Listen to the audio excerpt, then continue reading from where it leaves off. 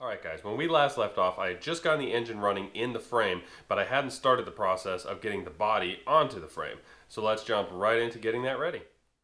Alright guys, quick change of plans. I actually really like the way this looks slammed to the ground, so we're going lowrider. So what I'll probably have to do is cut the whole intersection out so that I can then put this cab over the body as a lowrider. What do you think? I'm just kidding, of course.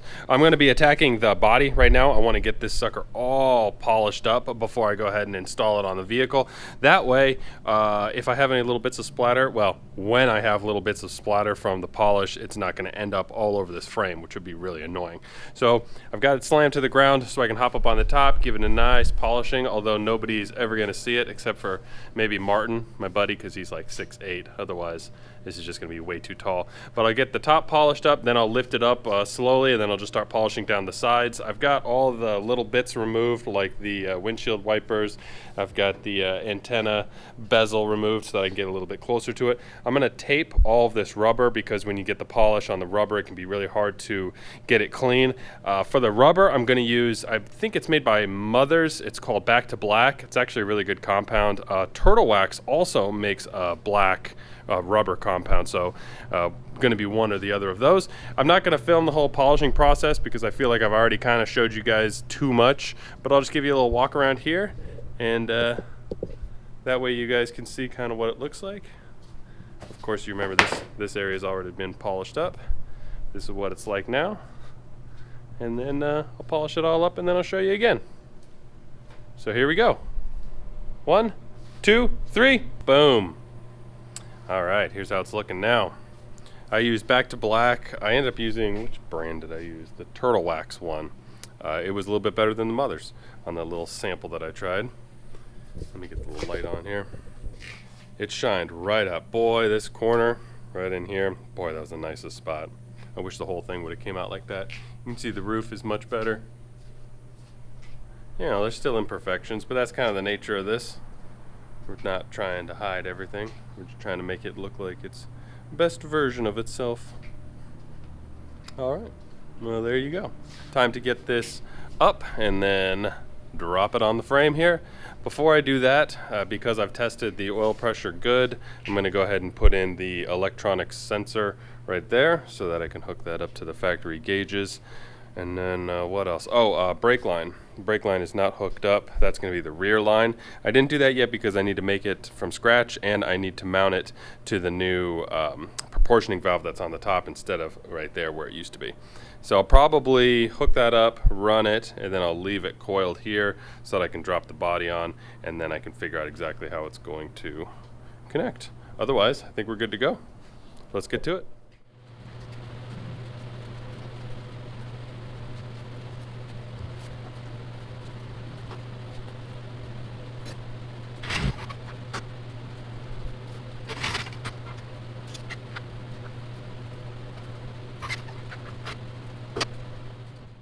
Alright guys, it's going okay, but I did run into a couple little issues here.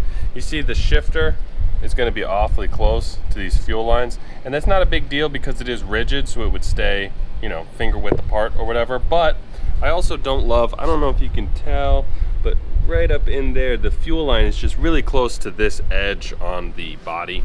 And I just don't want anything flexing and then rubbing against it and then causing a fuel leak in the future. So I'm going to go ahead and lift the body back up, and then I'll roll this away, and then I'm going to redo the fuel lines where I just kind of relocate them where they'll go down the transmission and then across over to the frame rather than tightly up against the engine to the frame. So I'll do that now.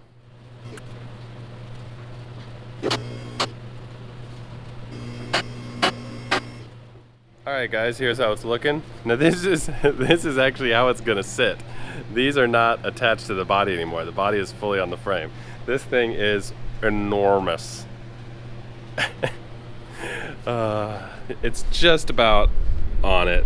The bolts are just a hair off. I want to show you guys the clearance on the header on this side. It's tight. Look at that. Yee!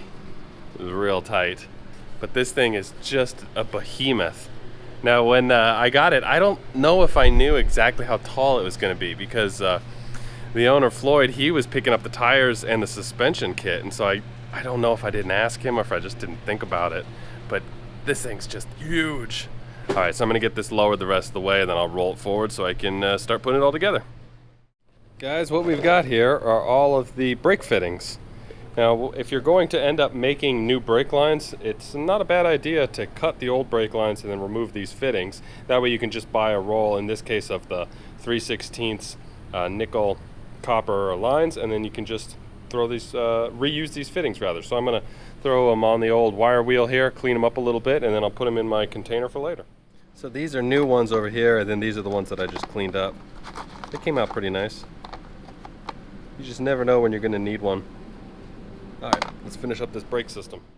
All right, guys, the next thing I'm working on is the power steering pump. The pulley that's on it is really close to the steering gearbox here. In the unlikely event that the motor flexes enough for either the bracket here or the pulley to make contact, I want to make sure that this bracket makes contact with this gearbox first, because I don't want the belt under any circumstances to ever contact the power steering gearbox, because if it did, obviously it could tear up the belt. Now, the motor mounts that we've got on here, they're solid, but they're not solid metal, they're solid rubber. So they're much stiffer than the factory ones, so there shouldn't be too much flex with this motor, but you never know if you're off-roading and the frame is twisting and you know which kind of circumstances you're going to end up in. We might have an issue down the line. So what I did was I sourced a power steering pump pulley off of a inline 6 powered Ford of the same year.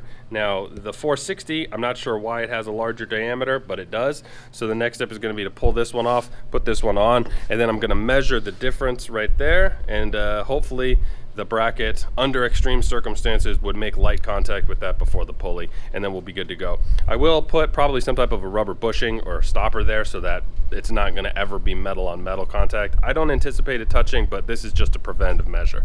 So let's get this pulley off now.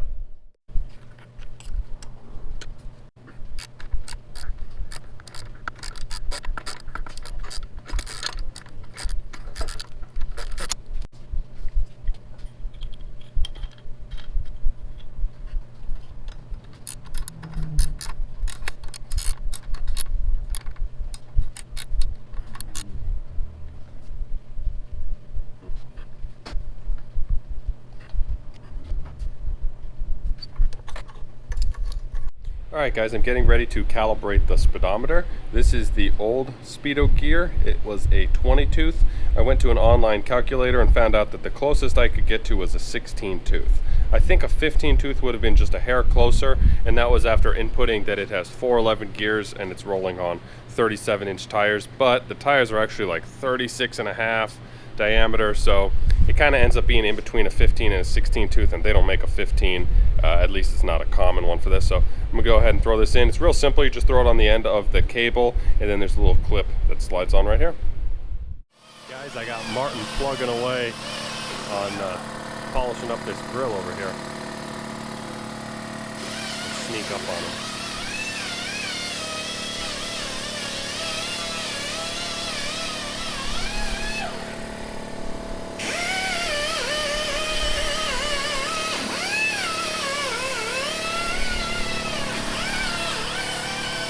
He already went to town on these other pieces. They're looking pretty good. Let me show you what I'm working on over here. I've got the radiator support and the radiator installed. Luckily, this was a factory fitting radiator. It's a 4-core, so it should be more than adequate. You can see there's a little bit of a taper to it. I'm going to install the air conditioning condenser in the front. I'm going to have to make a new bracket right here. That's the bracket that is right there. That holds up the latch for the hood. And then I'm trying to, with this little taper, I'm trying to squeeze in the transmission cooler and the power steering cooler, because I would like for them to be in between the condenser and the radiator, so that the condenser is the first thing that the air hits, and it takes most of that heat away. Let's see, what else? Oh yeah, so I've got the inner fender mounted up right here just temporarily so that I can then get the distance for the upper and lower radiator hoses. And these are of course going to have to be custom for this because they're not in the same location as it was on the 400. So let me get those ready now, and then I'll head over to O'Reilly and see if I can match them up with something they got in the back.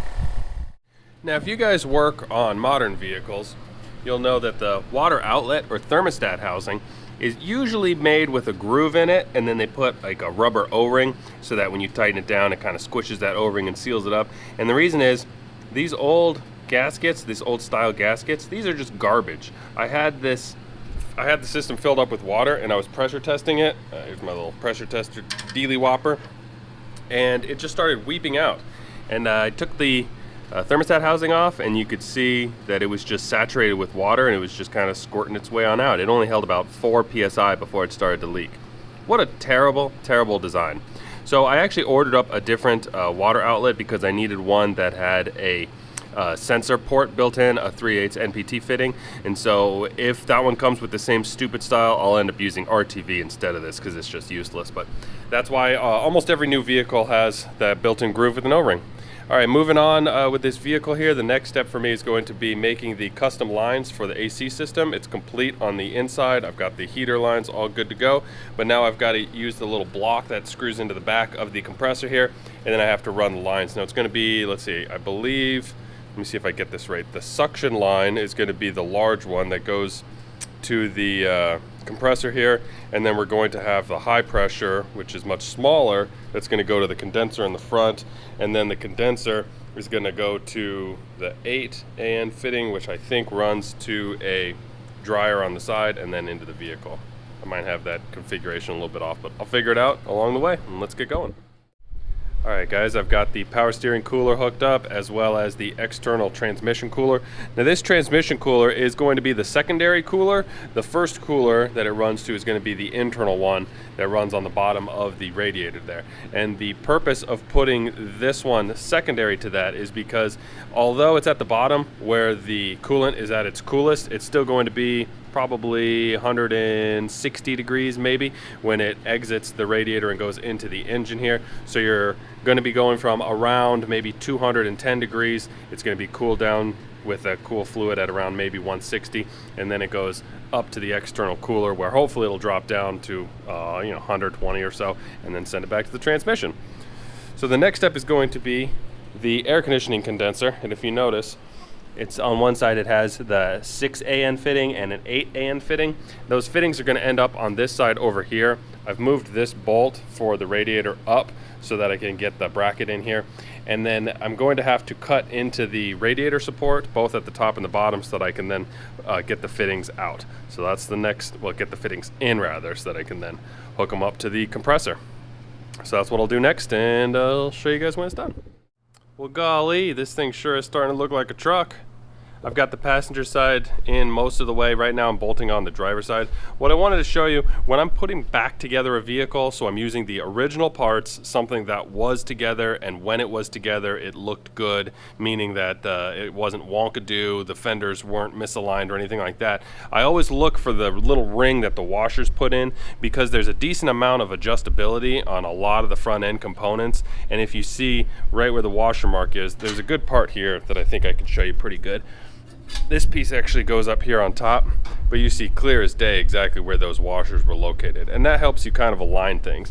It's not going to help me a ton right here because there's no markings for these bolts. So what I'll do, I'll line up these three exactly where they were. You can't see, but I can, right there where the washer goes. I'll get those nice and tight, and then I'll leave everything else in the front that I can't align kind of loosey-goosey until I can get everything just how I want it, and then I do the final tighten down.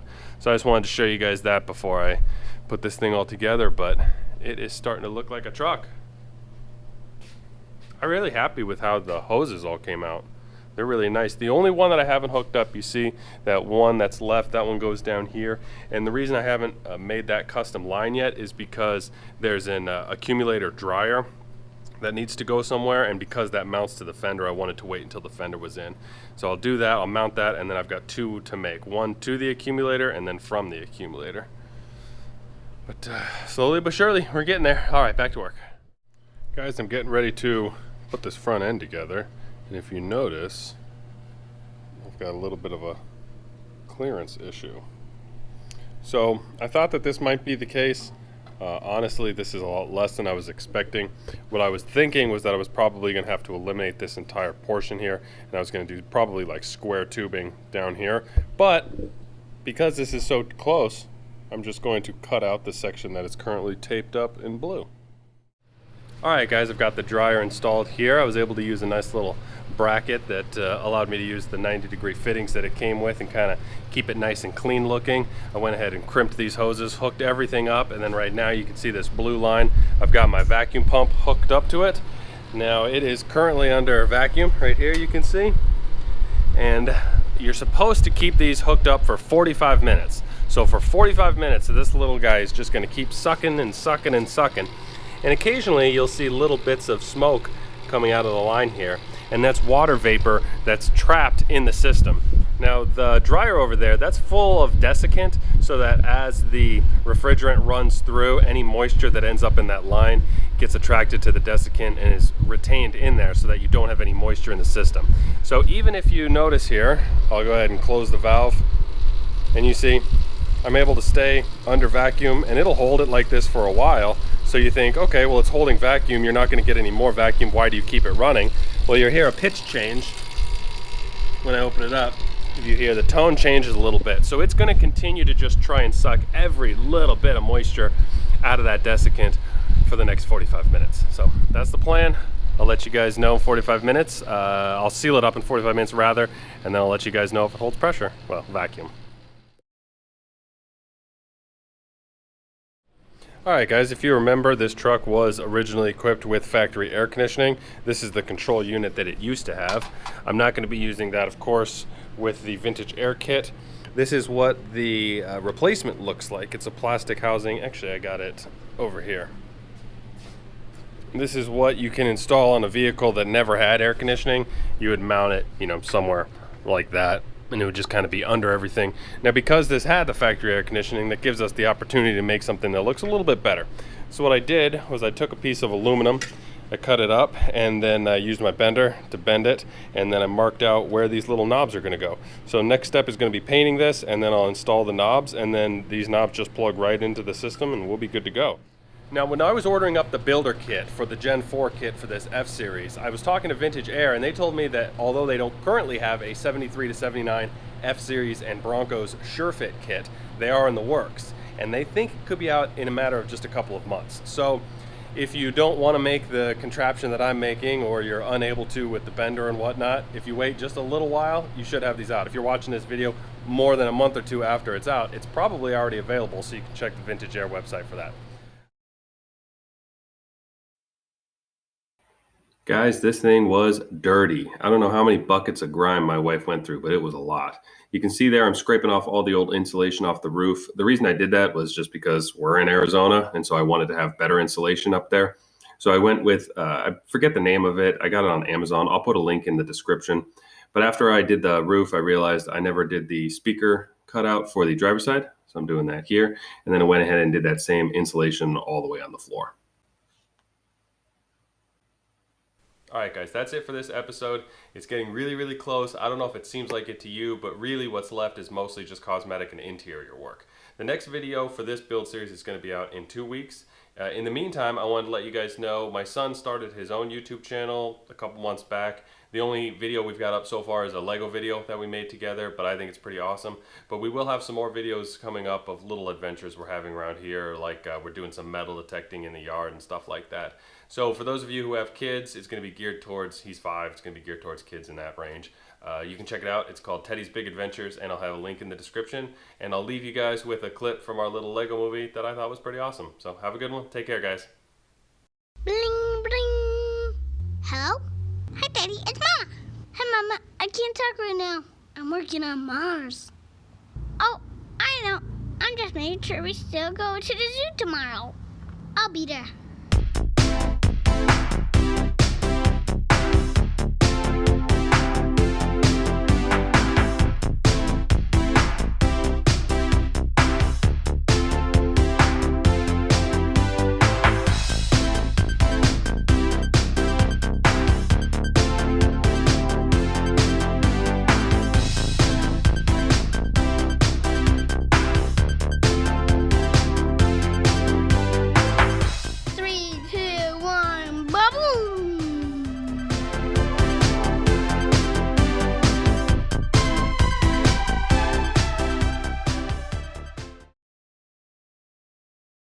Thanks for watching, everybody.